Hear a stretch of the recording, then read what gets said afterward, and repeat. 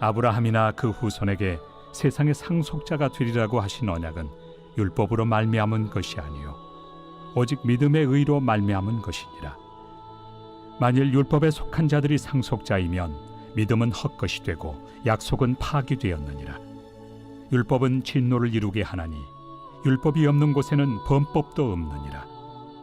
그러므로 상속자가 되는 그것이 은혜에 속하기 위하여 믿음으로 되나니 이는 그 약속을 그 모든 후손에게 굳게 하려 하심이라. 율법에 속한 자에게 뿐만 아니라 아브라함의 믿음에 속한 자에게도 그러하니 아브라함은 우리 모든 사람의 조상이라.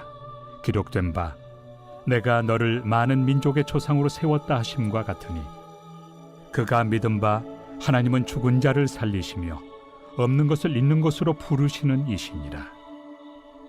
아브라함이 바랄 수 없는 중에 바라고 믿었으니 이는 내 후손이 이 같으리라 하신 말씀대로 많은 민족의 조상이 되게 하려 하심이라. 그가 100세나 되어 자기 몸이 죽은 것 같고 사라의 태가 죽은 것 같음을 알고도 믿음이 약하여지지 아니하고 믿음이 없어 하나님의 약속을 의심하지 않고 믿음으로 견고하여져서 하나님께 영광을 돌리며 약속하신 그것을 또한 능히 이루실 줄을 확신하였으니 그러므로 그것이 그에게 의로 여겨졌느니라. 그에게 의로 여겨졌다 기록된 것은 아브라함만 위한 것이 아니요 의로 여기심을 받을 우리도 위함이니 곧 예수 우리 주를 죽은 자 가운데서 살리신 이를 믿는 자니라. 예수는 우리가 범죄한 것 때문에 내줌이 되고 또한 우리를 의롭다 하시기 위하여 살아나셨느니라.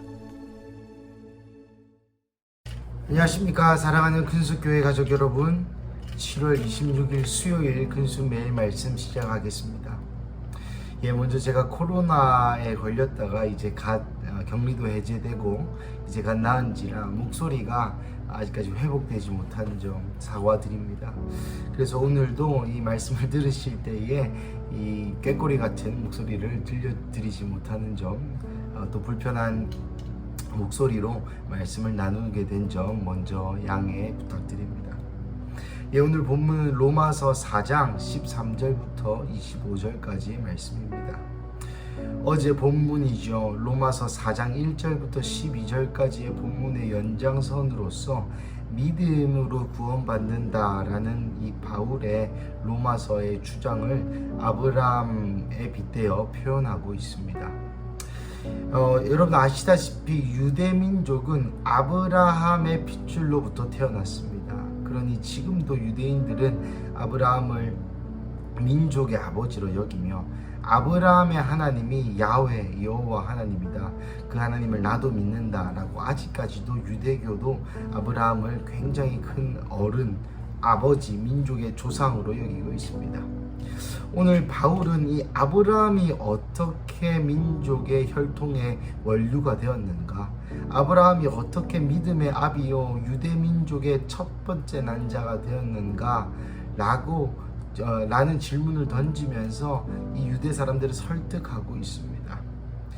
답은 바로 22절에 바로 나오게 되죠. 그러므로 그것이 그에게 의로 여겨졌다. 그러면 그것이 무엇입니까? 그렇습니다. 하나님이 약속하신 것을 믿었다는 것이죠. 21절입니다. 약속하신 그것을 또한 능히 이루실 줄을 확신하였으니, 하나님이 약속하신 것을 믿었기 때문에 아브라함이 믿음의 조상이 되었다라고 이야기하고 있는 것이죠. 그래서 13절부터 16절까지는 아브라함은 우리의 믿음의 모든 사람의 조상인데 이 아브라함도 믿음으로 의롭게 되었다, 믿음으로 우리 모든 사람의 조상이 되었다.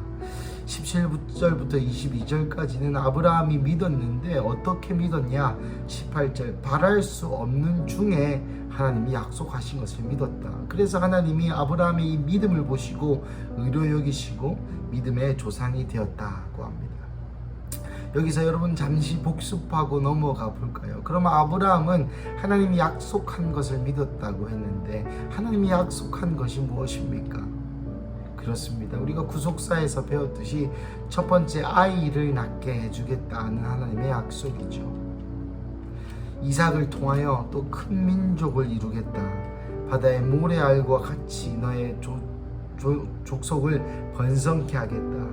나아가 너의 복을 통하여 너의 또 민족이 복의 통로가 되겠다. 천하 만민이 복을 받게 되겠다. 라는 이 구속사에서 우리가 배웠던 그 내용들을 아브라함이 바랄 수 없는 중에, 믿을 수 없는 중에 믿었다는 것이죠.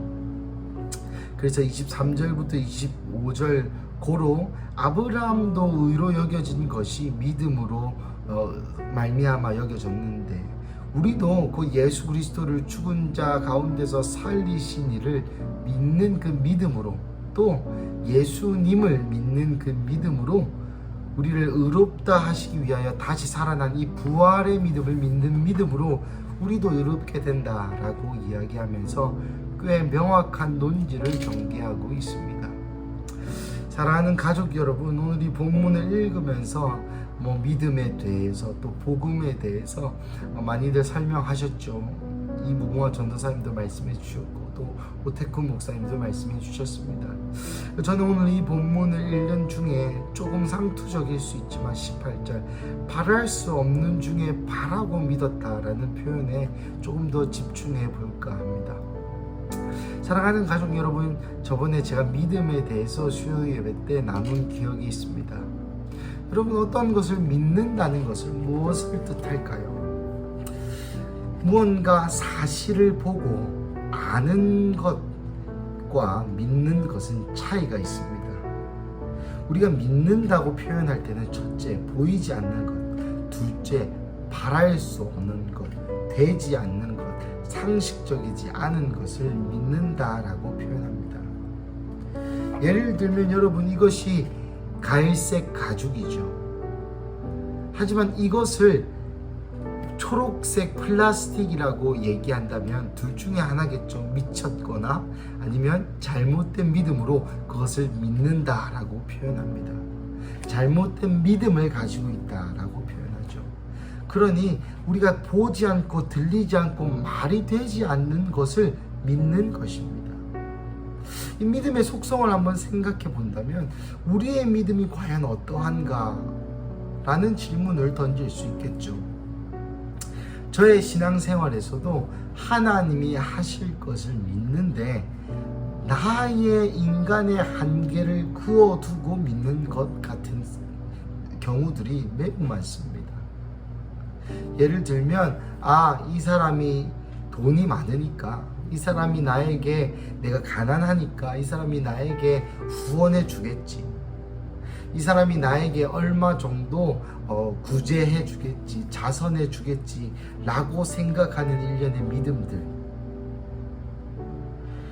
이분은 이런 사람이니까 내가 이렇게 했을 때 이렇게 해줄 거야 라고 생각하는 믿음들. 그리고 우리가 하나님 앞에 기도합니다. 하나님, 내가 이렇게 하겠습니다. 그래서 내가 어떤 행동을 했습니다. 그러면 나의 행동에 기대하는 그 기대치만큼만 하나님이 역사하시리라 믿을 때가 많습니다. 말이 조금 어려운 거예요. 조금 더 쉽게 우리의 삶에서 적용해 보자면 우리는 우리가 생각하는 것만큼만 믿는다는 것입니다. 예를 들어서 하나님, 나에게 이런 걸 허락해 주세요 라고 기도한다면 딱 그만큼만, 하나님 이렇게 역사하실 걸 믿습니다 라고 얘기할 때는 오히려 나의 계획과 나의 생각에 좋은 것들과 나의 생각에 맞는 그것을 하나님이 해주시기를. 저희 사모님께서 이런 표현을 하죠. 이러한 기도는 오히려 우리가 하나님께 숙제를 내어드리는 것이다. 하나님, 내가 이런 숙제 내드리니까 이렇게 해주세요. 사랑하는 가족 여러분, 오늘 본문에서 얘기하는 것은 믿음이란 바랄 수 없는 중에 믿는 것이 믿음입니다. 도저히 불가능해 보이는 것을 하나님은 하실 수 있다, 고 고백하는 것이 믿음이죠. 내 삶 가운데 어디서도 돌파구가 보이지 않을 때 하나님은 하실 수 있다. 내가 생각할 때는 아무런 답도 나오지 않지만, 내가 나의 머리로 나의 경험으로는 어떠한 출구도 보이지 않지만, 하나님은 하나님의 방법으로 하나님의 때에 하실 것이다 라고 믿는 그 믿음. 눈앞에 있는 현실은 매우 낙심되고 좌절되고 내가 생각했던 나의 인생과 전혀 다른 방향으로 흘러갈지라도 이것이 나에게 가장 좋은 기름을 신뢰하면서 하나님이 하나님의 때에 하나님의 방법으로 하실 것에 대한 믿음을 갖는 것이야말로 진짜 믿음이라는 것이죠. 이 믿음을 통하여 아브라함도 모든 조상의 모든 족속의 조상이 되었고, 이 믿음을 통하여 예수 그리스도를 믿는 이 믿음을 통하여 우리도 의롭다 여기심을 칭의 즉 천국 간다 이 말입니다. 이 믿음을 통하여 우리도 구원에 이르게 되었고, 또 이 믿음을 통하여 하나님이 오늘 우리의 삶 가운데도 역사하실 것입니다. 사랑하는 가족 여러분, 오늘 이 수요일 아침 가운데에 다시 한번 우리의 믿음을 회복하시는 하루 되시기를 주님의 이름으로 축복합니다.